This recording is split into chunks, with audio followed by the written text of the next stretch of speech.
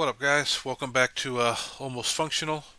Uh, Back here to give you the World Leaders Index. I had hoped to have Lewis and Nick on for this, but had some time constraints that didn't work out. These indexes were a little bigger than we were expecting and taking a lot more time. So once the indexes are done, I'm going to do a series on building an army list for pretty much every faction, and I'll do one per day instead of trying to bang out 6 to 8 indexes a day. So they're going to come back and join me then, and we'll be able to get a little more in depth into once we have points and stuff. So that'll probably be starting possibly this weekend, but if not, sometime beginning of next week. Uh, so we're just going to go ahead and jump into this World Eaters right now. It's so the army roll is Blessings of Corn. If your army faction is World Eaters, at the start of the battle round, you can make the Blessings of Corn roll. To do so, roll 8d6. You can then use those dice to activate up to 2 Blessings of Corn from the Blessings of Corn list. See right. Each Blessing of Corn specifies the dice result it requires. Where a number is specified, a double or triple of that value or higher is required. You can only activate each Blessing of Corn once per battle round. Any unused dice from the Blessing of Corn roll are then discarded. Once activated, each Blessing of Corn applies to all units from your army with this ability until the end of the battle round. Alright, so you roll 8 dice. So you're always going to end up with some kind of double. So these first two, you will have access to every single turn. So you can add to the move characteristics models in the unit. And then you can add models in your units. You can have a 6-up Feel No Pain.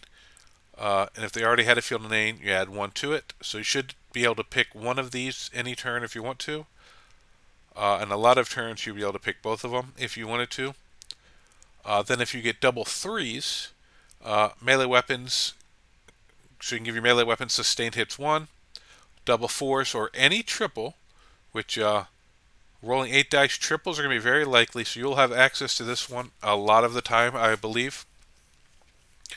Each time a model in this unit is destroyed by a melee attack, if that model does not fought this phase on a 4-up, so basically a 4-up fight on death. Then we have Warp Blades, which are on 5s or any triple, so once again, you'll have access to this most times, give your melee weapons lethal hits.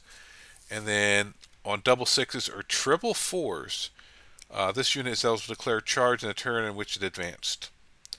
So this one's a little harder to get, but it's probably one of the best ones, so it should be the hardest to get. So we've got some cool abilities, and you'll most likely have options on which two you can choose each turn. So that's cool. So that's very interesting rule. Then you have your detachment rule is Relentless Rage. Each time a World Eater unit from your army is selected to fight, if that unit made a charge move this turn, to the end of the phase, add 1 to the strength and attacks of melee weapons equipped by models on that unit. Ours a +1 strength and attack. It's a solid rule. Then they're giving us your stratagems right here. We've got Gory Massacre, which happens in the fight phase. It's 1 World Eaters unit from your army that made a charge move this turn and destroyed 1 or more enemy units. So you have to charge and destroy a unit. In your opponent's next command phase, each enemy unit within 6 of your unit must take a battle shock test. If the unit taking that test is below half strength, subtract 1 from the test. Any units affected by this strategy do not need to take any other battle shock tests in the same phase. Alright, so basically you make everybody near you take battle shock, and if they're already below half strength, meaning they would have had to take one anyway, they get -1. Very useful. I mean, it's not a big range, but if you're charging into your opponent's, into their lines, it's not horrible. Blood for the Blood Glad. Fight phase just after World Eaters unit from your army destroys an enemy unit. Make a Blessing of Corn roll. You can use this result of this roll to activate 1 Blessing of Corn. That Blessing of Corn does not count toward your maximum number of activated Blessings of Corn, but all other rules for Blessings of Corn apply. Alright, so you target you make a blessing. I don't see that it says it only affects. Blessing Coin. That Blessing Coin does not count to a maximum number of activated Blessing Coin, but all other rules for Blessing Coin apply. So all other rules apply. So it looks like this would actually be for your whole army.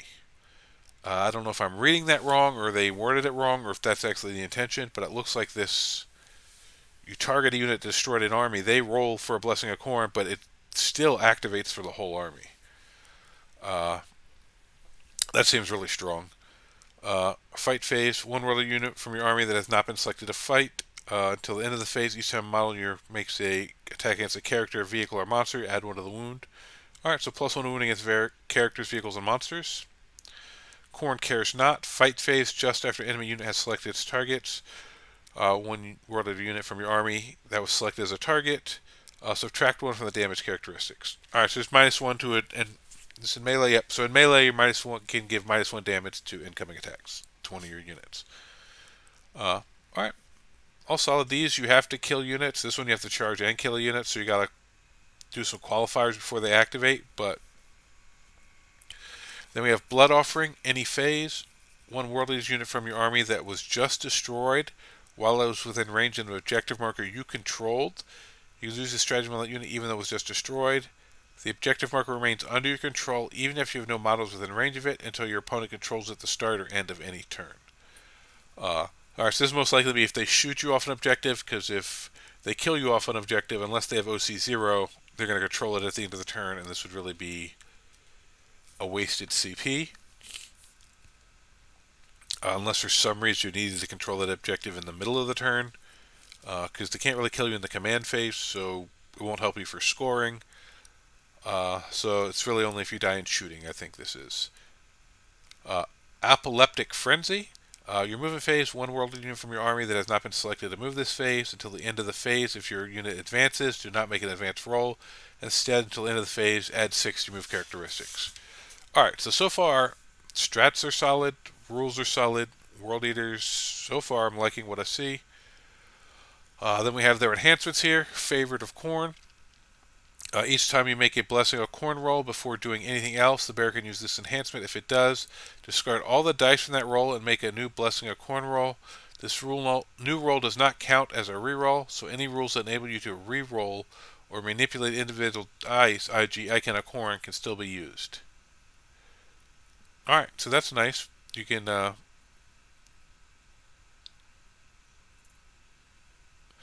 basically make a Blessing of Corn roll. If you don't like it, before you pick the things, you can re-roll it. That's cool. Let me just confirm, Blessings of Corn is the this thing, right? Yeah, so yes, you can re-roll that if you don't like what you got. That's really nice. And that's each time, so it's every time. It's not just once per game or something. I actually really like that. Helps you be more reliable, get into the abilities you want. We got the Berserker Glaive, World Eater model only. Add 1 to the attacks and damage characteristics of melee weapons equipped by the bearer. Each time the bearer ends a charge move, roll 1d3 until the end of the turn. Add the result of that roll to the attacks and damage characteristics of those melee weapons instead. Also, it's +1 attack and damage, and if you make a charge, you have the potential to get up to +3 attacks and damage. Alright, I'm putting on a really somebody you know is going to be getting in. That's not horrible. You can select the bearer's unit for the heroic intervention stratagem for 0 CP, and even if it's already targeted. I feel with World Eaters you're going to be charging more than you're beginning charge, so I'm not sure how good that one is. If it was like old heroic where you could do it even if your opponent didn't charge you, that'd be really nice. But with the new heroic rules, I don't think World Eaters will be getting charged as much as they're charging. So for a tournament where you don't know what you're facing, I probably wouldn't put the points in that. World Eaters model only. This helmet bears an ire. Each time attack is allocated to the bearer, have the damage characteristic of that attack. Alright, that's solid. So these three, this one's really good. These two are nice, and this one's niche. Like if you're doing more like friendly games, one-off, you know you're fighting another combat army, like you and your friend are just playing, then you take this. But going into a tournament, where most likely you're not running into somebody that's going to be charging you as much as you're charging them, I don't probably take that. First they give us Angron, big old angry boy here. 14-inch move, T11, 2-up save, 16 wounds, leadership 5, 6 OC. He's got Seminarius and Spine Grinder. They have a strike and a sweep, so 8 attacks goes to 18, both hit on 2s. 16 strength to 8, neg 4 AP to 2, neg 2, d6 plus 2 damage to 2 damage. Then he has Deep Strike, and he's got Reborn and Blood. Each time you make a Blessings of Corn roll, if this model is destroyed, you can use a 666 from that roll to use this ability. If you do, this model is no longer destroyed. It is placed into reserves with its full wounds remaining. Wow. So if you kill Angron and they roll 666s, they can put Angron in reserve with his full 16 wounds back. At the start of your charge phase, select one Wrathful Presence ability. Until the start of your next charge phase, this model has that ability. Alright, so that's these ones over here. But this Reborn in Blood, with 8 dice, roll 666s, and if you take the enhancement on one of your other characters to give you the ability to re-roll all the dice, and then they says possibly there might be an icon or something that affects it. That would be really tough for somebody. You finally get through Angron, and they just bring him right back and deep strike him in. Alright, and then these he can choose once at the start of at the start of the charge phase. So a lot of the other people that had this type of ability were at the start of the battle round, but this is just at the start of his charge phase. While friendly warlord unit with a 6th of this model, each time a charge roll is made, add 1. While a friendly warlord's unit is below its starting strength and within 6, add 1 to attacks. For melee weapons equipped by models in that unit, if they have starting strength of 1, if they have less than 1, they get that. So if he's taken at least 1 wound, he could do this and it affects himself. Righteous Slaughter, while a friendly warlord unit within 6 of this model, each time model unit makes an attack, you can reroll the hit rolls. Alright, these are all charge phase only. And they're good until but they are active until your next charge phase, so you do get a whole battle round out of them. Like the other rules, they just activate at a different time. It's really solid. He hits like a truck, no shooting, but the potential of bringing him back with the 666s is just scary. Like, I would hate to have that happen against me. Then we got Karn the Betrayer. Movement 6, T4, 5 wounds. He's got a plasma pistol, strength 8, neg 3, 2 damage. So I think it has better AP. Maybe. Otherwise, I don't know what's different about it. Why it has to be called Karn's. It's 12-inch range, 1 attack, hits on 2s. Maybe because it hits on 2s. Because it already looks like. Oh, it doesn't have hazardous. It's always overcharged, but doesn't have hazardous. That's the cool thing about it. Then he has Gorechild, 8 attacks, hits on 2, strength 6, neg 2, 3 damage. Then Ledger Killer, while this model is leading a unit, each time a model in that unit makes an attack, reroll a hit roll of 1 and reroll a wound roll of 1. So that's solid. At the end of your charge phase, this model is leading a unit, and that unit is not within engagement range of 1 or more enemy units. You must take a leadership test for this model. This test is failed. 1 bodyguard model from your choice and that unit is destroyed. So there it is, Karn killing his own models.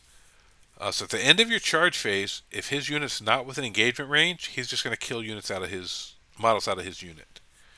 I wish they had a caveat for something for this for like after starting the second battle round or something, because you're pretty much always just going to kill one of his models turn 1. Berserker Frenzy. If this model is destroyed by a melee attack, if it has not fought this phase, do not remove it from play. It can fight after attacking models. Alright, so basically he has Fight on Death. Then he's got a 4 pinball. Does some defense damage. I like this. The fact that he's just always going to kill something turn 1. Let's see what he joins. Just Berserkers. So it's not. I'm assuming Berserkers won't be too expensive, but you're just going to lose one right away most of the time. Unless you put them in reserve, try to make a charge out of reserves or something, so they're not on the table to do it. Because assuming even if does it trigger if they're in a transport, you put them in a Rhino, does this still trigger? Because he's still leading the unit even if they're in the transport. I'm pretty sure it won't work in reserve, but does it work in the transport? I don't know. Then we have Lord Invoctus. 12-inch move, T6, 8 wounds. Bolt pistol. He's got Cower's Bane. Coward's Bane. Devastating wounds, 7 attacks, strength 6, neg 2, 2 damage. Then he's got the Juggernaut's Bladed Horn. Extra attacks, Lance. So 4 attacks, strength 6, neg 1, 2 damage. So that's just from the Juggernaut. Then he's got a Scout move of 6.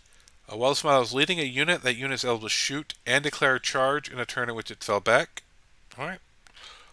Then Road of 8 Bloody Steps. At the start of the battle, before any moves are made using the Scout ability, you can select up to 2 friendly World Eaters infantry units within 6 of this model that do not have the Scout's ability. Until the end of the battle, all models of selected units have the Scout 6 ability.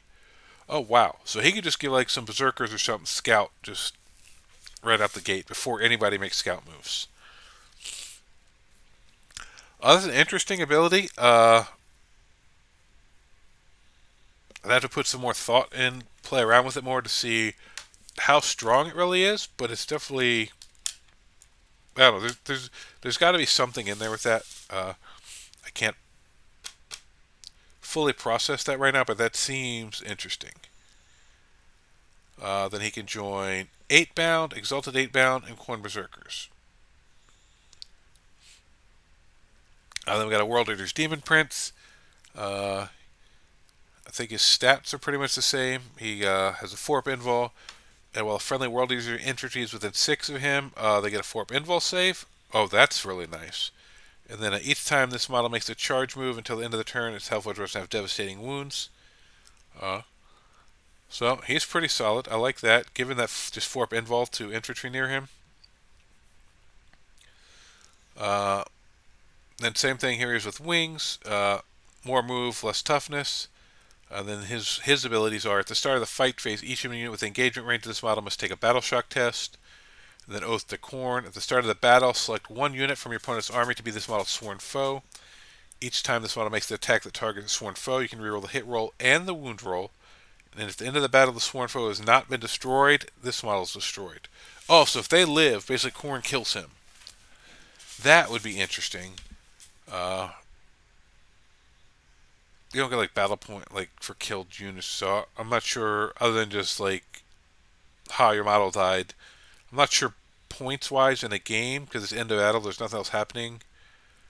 With the end of battle, you've probably already. So yeah, I don't know how much this really matters that is destroyed at the end of the battle, but it's just funny. Then we got World Eater's Lord on Juggernaut. So 10-inch move, T6, 7 wounds, OC2, Plasma Pistol. Exalted Chainblade is 7 attacks, strength 6, negative 1, 2 damage. Then he's got the Juggernaut's Blade. Aggressive Advance. While this model is leading a unit, you can reroll any or all of the following rolls made for that unit. Advance rolls, charge rolls, blood surge rolls, see Khorne Berserkers. Bloody Stampede. Each time this model's unit ends a charge move, select 1 enemy unit within engagement range of this model. Roll 1d6. On a 2 to 3, they suffer a mortal. On a 4 to 5, they suffer d3. And on 6, d3 plus 3. So that's nice. So on the charge, they do damage. You can join 8-bound, Exalted 8-bound, and Khorne Berserkers. I guess they're 8-bound, the name of the Juggernaut Riders now. They used to be called what? No, Blood Crushers are the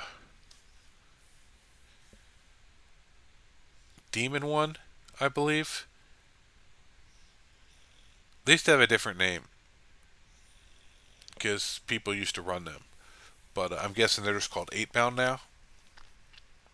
Or they just did away with that unit and 8-bound are a new thing. I know I've heard a lot about 8-bound, but I actually haven't got to play against the new World Eaters. I've been kind of... I don't know, I've been able to dodge them at the tournament so far. Then we got the World Eater's Master of Executions.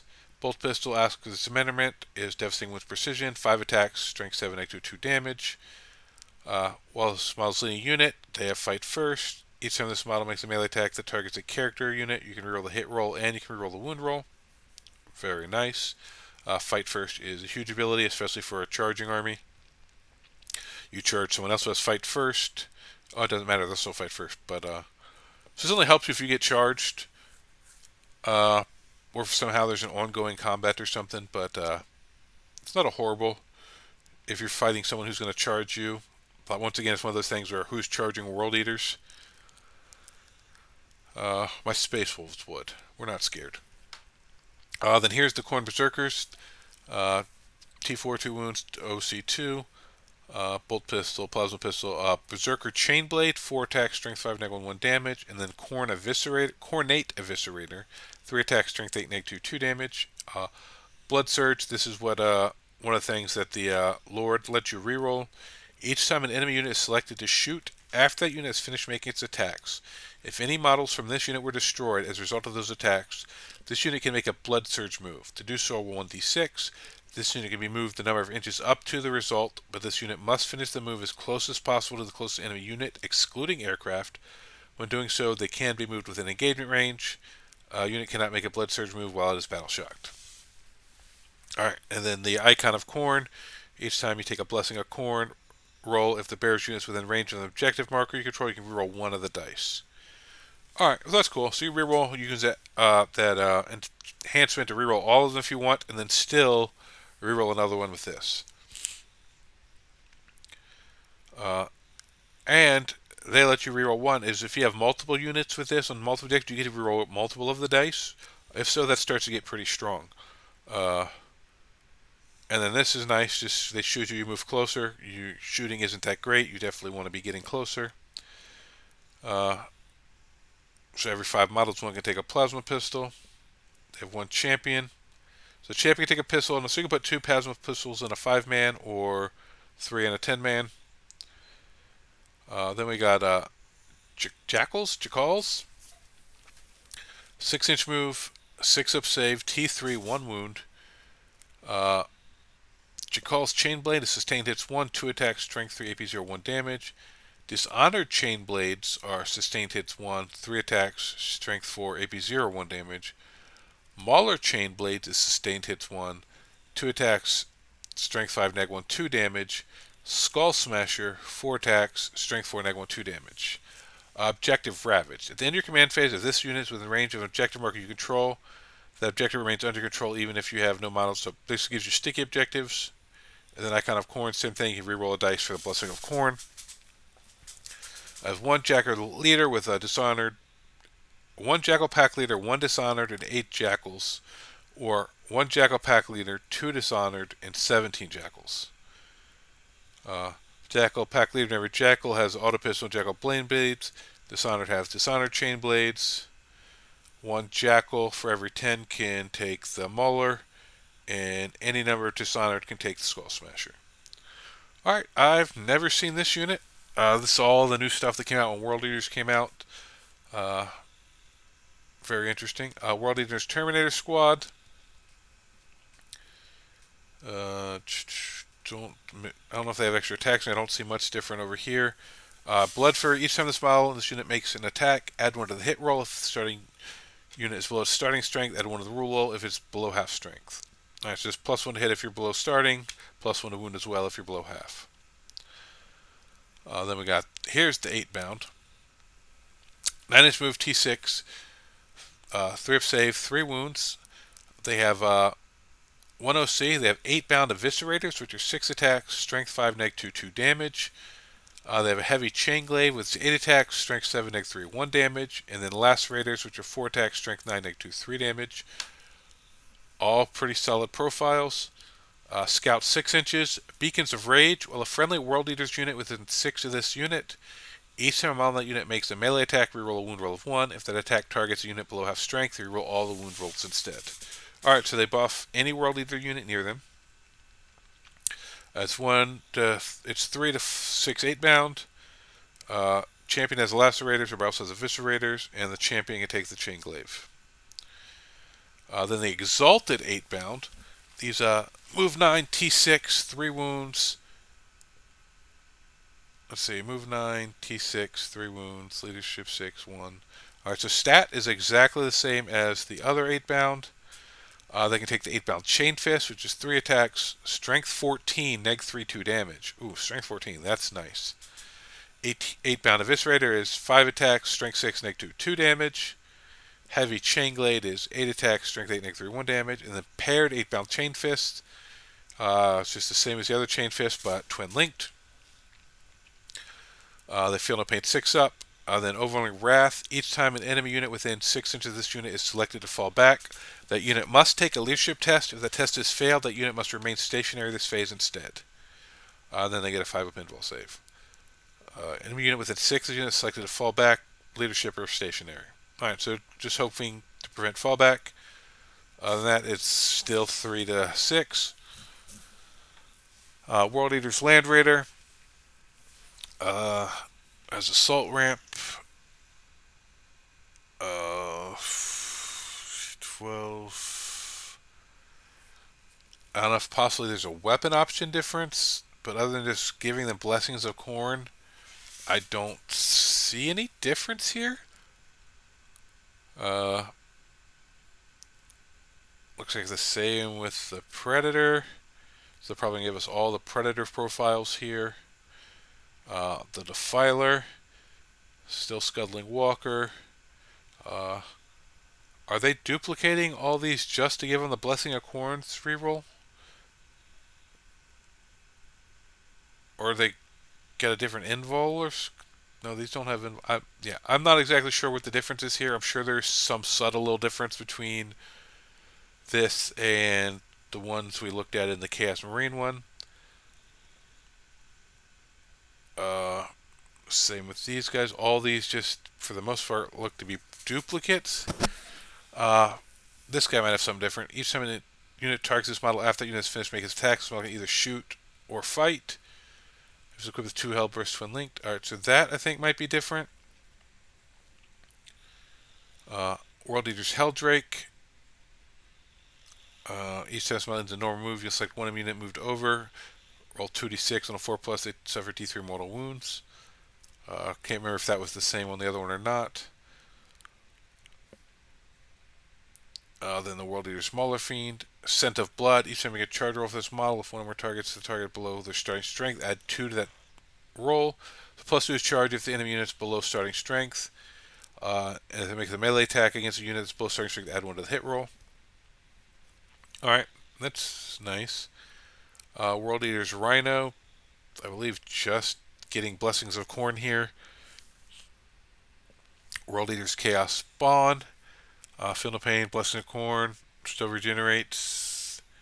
I don't know if they're potentially giving like an extra attack to any of this stuff. Or a strength. Otherwise, I don't really see much difference. The Corn Lord of Skulls. We saw this also at the end of the Chaos Marine book, so you could take it in both. Gaining Blessing of Corn. I'm assuming he's the same every... Oh, here he is. Each time you make a Blessing of Corn roll, for each enemy unit destroyed with this model in the previous battle round, you can add 1 or subtract 1 from one of the dice rolled. Each dice can only be modified in this way once. It cannot be modified below 1 or above 6. Alright, so it just helps you get the buffs you want. That's nice. So that's it for World Eaters. Very choppy. You know, not doing much from range, but if you get them in, they hit hard. They got some really cool army rules. Definitely something I've wanted to build. I got another project in the works first, but they could definitely be one of my upcoming projects. I really like the World Eaters look and the rules, so